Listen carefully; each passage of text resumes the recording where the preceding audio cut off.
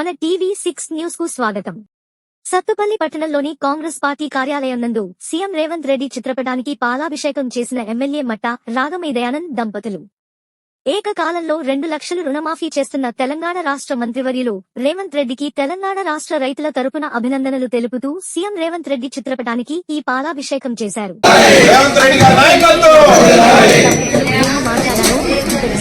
ఈరోజు ఈ సమావేశానికి విచ్చేసిన కాంగ్రెస్ నాయకులందరికీ, అలాగే కాంగ్రెస్ పార్టీ అభిమానులకు, కార్యకర్తలకు, మరి మన పాత్రికేయ మిత్రులందరికీ కూడా పేరు పేరున నమస్కారాలు.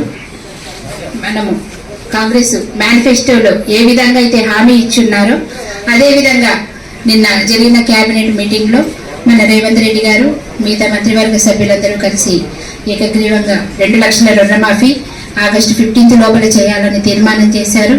దీనికి సంబంధించి మంత్రివర్గ ఉపసంఘం కూడా ఏర్పాటు చేయడం జరుగుతుంది.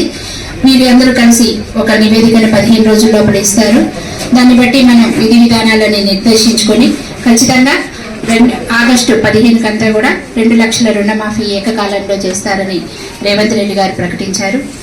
మరి దీనికి కట్ ఆఫ్ మనం 2018 డిసెంబర్ నుంచి 2023 డిసెంబర్ వరకు కూడా ఈ 5 సంవత్సరాల కాలం కట్ ఆఫ్ నిర్ణయించడం జరిగింది. ఇందులో గత ప్రభుత్వం చూస్తే మనం 10 సంవత్సరాల్లో వాళ్ళు ఇచ్చింది 28,000 కోట్ల రూపాయల రుణమాఫీ ఇస్తే, ఇప్పుడు మనం ఇవ్వబోయేది 31,000 కోట్ల రుణమాఫీ ఏకకాలంలో ఇవ్వడం జరుగుతుంది. ఇది మన రాహుల్ గాంధీ గారు మే 2022 వరంగల్ సభలో డిక్లరేషన్ ఇవ్వడం జరిగింది.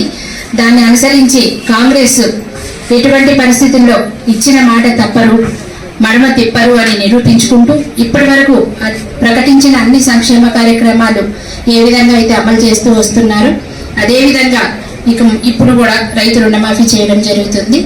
మరి అందుకోసం మన ప్రత్యేక కృషి చేసిన మన తుమ్మల నాగేశ్వరరావు గారు వ్యవసాయ శాఖ మంత్రులు గారికి, అలాగే రెవెన్యూ శాఖ మంత్రులు పొంగులేటి శ్రీనివాస్ రెడ్డి గారికి, ఉప ముఖ్యమంత్రి వర్యులు బట్టి విక్రమార్క గారికి, మిగతా మంత్రివర్గ సభ్యులందరికీ కూడా మన సత్తుపల్లి నియోజకవర్గ ప్రజల తరపున, అలాగే తెలంగాణ రాష్ట్ర రైతుల పట్ల కూడా మనం వారు చూపించిన మరి కమిట్మెంట్ కోసం కృతజ్ఞతలు తెలియజేసుకుంటున్నాము.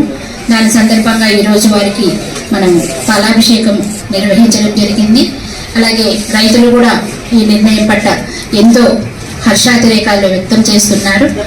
మరి ఇదే విధంగా ఇక ముందు కూడా కాంగ్రెస్ ప్రభుత్వం ప్రతి ఒక్క హామీని అమలు చేస్తూ నిజంగా ప్రతి మండలంలో కూడా రైతులందరూ కూడా ఇదే విధంగా హర్షాతిరేకాలు వ్యక్తం చేస్తూ మరి ఇదే విధంగా ప్రోగ్రామ్స్ నిర్వహించడం జరుగుతుంది.